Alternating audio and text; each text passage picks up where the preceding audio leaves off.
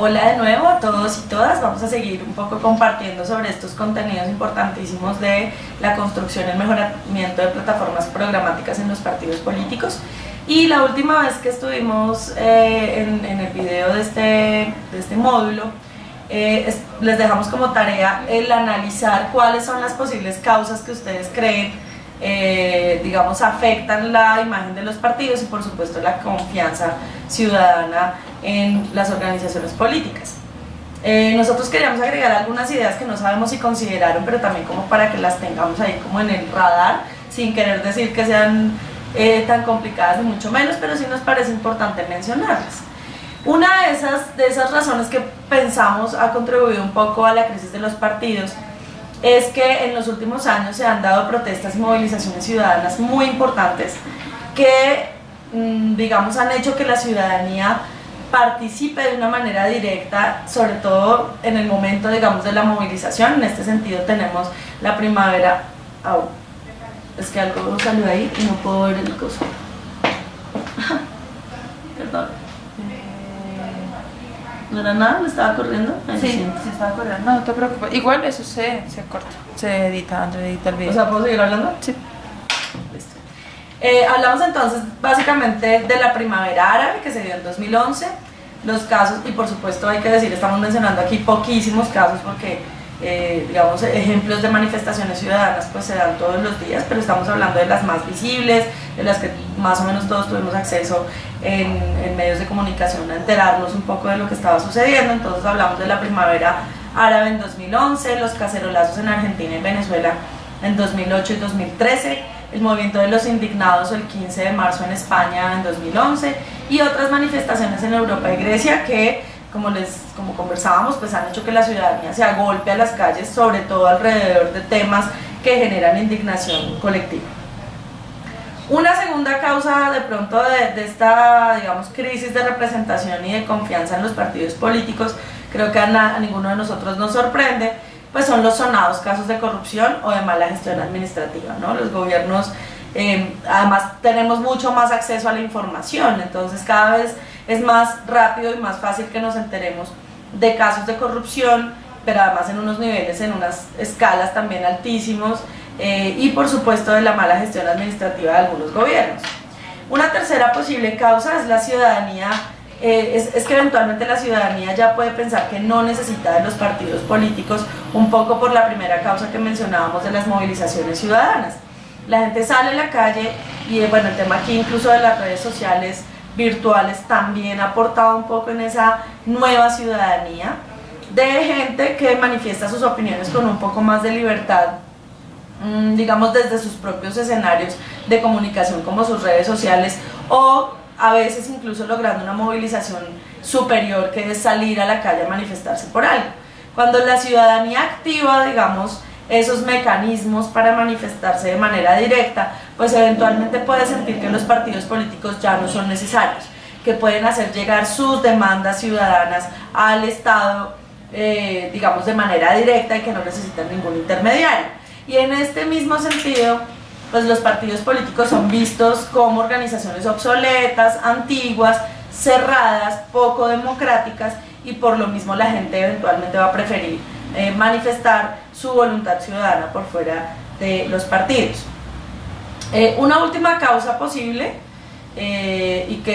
también es como una invitación a la reflexión en este curso, y es que algunos dirigentes partidistas hablan mucho de la política y de los políticos, y eso crea una barrera con las necesidades reales de la gente. Parte de los resultados que vimos del Latinobarómetro nos hacen dar cuenta que la dinámica de la política no es algo que interese a la ciudadanía. En algunas encuestas adicionales que se han hecho, se le ha preguntado a la gente sobre su nivel, y en Latinobarómetro también los invitamos de nuevo a que revisen los resultados, porque en algunas preguntas se le pregunta a la ciudadanía o a las personas que contestan la encuesta si estarían dispuestas a inscribirse en algún partido, si les interesa, si les genera empatía, y por supuesto los niveles de personas que sienten algún tipo de simpatía y quisieran movilizar, digamos, su activismo alrededor de los partidos políticos o al interior de los partidos políticos es bastante bajo. Entonces esta última causa posible causa sobre la desconfianza en los partidos y la crisis de la representación, pues creo que es lo que anima un poco este curso, y es que los partidos deben generar estrategias que los acerquen a las necesidades de la ciudadanía, a las necesidades reales, y salirse un poco digamos, de la discusión política en sí misma, que a veces lo que hace es crear más barreras y más distancia. En este sentido, entonces, vale la pena preguntarnos, y les digo en este sentido, sobre todo en lo que tiene que ver con esas necesidades reales de la ciudadanía, y es si los partidos a los que ustedes pertenecen cuentan con unidades, estrategias, acciones, estructuras internas específicas que primero que todo investiguen la opinión ciudadana. Este ejercicio que hace el Latinobarómetro es una medición a la que podemos tener acceso de manera muy sencilla y que podemos incluso ver el comportamiento en los últimos años de las respuestas que da la ciudadanía en estos temas de confianza ciudadana en los partidos, pero los partidos políticos también deberían tener permanentes formas de investigar lo que está opinando la ciudadanía sobre ellos mismos y sobre los temas de la agenda pública. No quisiéramos, por supuesto, y no es recomendable que los partidos se vuelvan como especuladores, ¿no? Que estén pensando todos los días en cuáles son las necesidades reales y las sentidas y qué es lo que la gente quiere escuchar, pero no se dediquen a investigar realmente cuáles son esas necesidades. Entonces, esa es la primera pregunta que queremos lanzar un poco hacia ustedes para la reflexión como dirigentes de sus partidos, y es si su partido cuenta con unidades, estrategias o acciones que investiguen la opinión ciudadana. La segunda pregunta que tiene que ver con esto es si además de investigar el partido cuenta con unidades, estrategias o estructuras internas que desarrollen propuestas permanentemente. Es decir, en un primer momento la investigación para averiguar qué es lo que la gente está pensando, cuáles son sus percepciones sobre los diferentes temas de los que se ocupan los partidos, pero luego viene el desarrollo de propuestas. Y puede pasar que en algunos casos, sobre todo cuando estamos en épocas electorales, que algunos dirigentes partidarios, candidatos, incluso las unidades locales de los partidos políticos crean que las propuestas pues son simplemente un requisito para hacer campaña, cuando realmente las propuestas de un partido político son el modelo de sociedad que espera construir con el apoyo popular, por supuesto representado en el voto de la ciudadanía. Entonces quisiéramos, por supuesto, generar esta reflexión para que si el partido no ha destinado esfuerzos suficientes para mejorar sus plataformas, sus propuestas y por supuesto para revisar permanentemente sus valores ideológicos,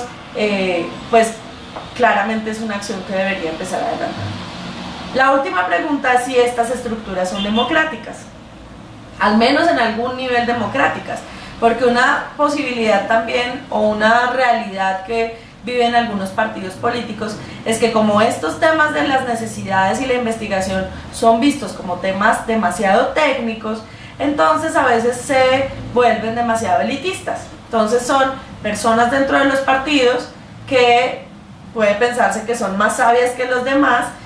para desarrollar propuestas y demás y documentos técnicos y etcétera, pero que son estructuras tan cerradas que de pronto generan una desconexión con las bases de los partidos o con la ciudadanía cuando tienen que salir a presentar sus propuestas partidarias. Entonces queríamos un poco presentar estas preguntas para que ustedes hagan sus propias reflexiones, porque esto es como les decía hace un rato, es lo que anima este módulo, y es si esas estructuras y esas estrategias no existen, pues tenemos que generar acciones estratégicas para que empiecen a existir. Si seguimos como vamos, un poco lo que veíamos con las encuestas es, si los partidos siguen haciendo su trabajo como lo están haciendo, van a seguir siendo mal evaluados,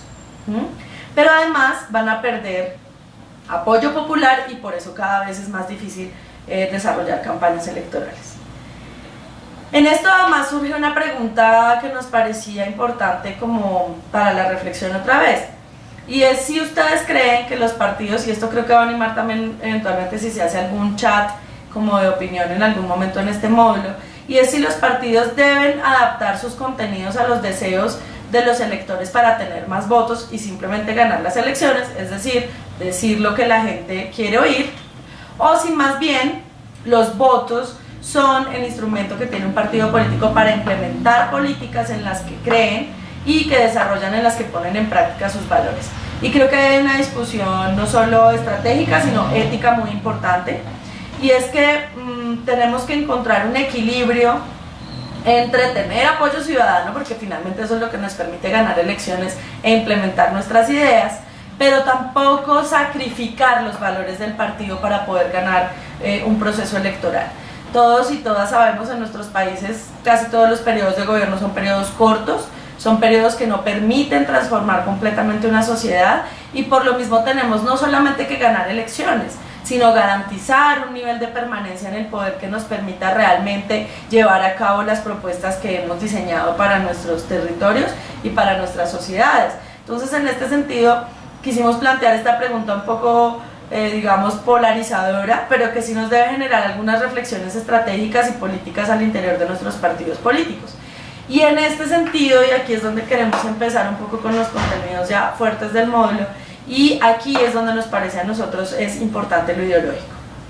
¿Por qué lo ideológico es importante? Para muchas personas, sobre todo en esta, digamos, en esta ola reciente de las nuevas ciudadanías, del movimiento social, etcétera, pueden aparecer comentarios como que lo ideológico no es tan importante, que la gente necesita es soluciones concretas a sus problemáticas. Y un poco lo que sí queremos presentar en este módulo como una ventaja es que lo ideológico no solamente es importante, es que lo ideológico es lo que nos da la base para poder desarrollar las propuestas que está demandando la ciudadanía a sus problemas.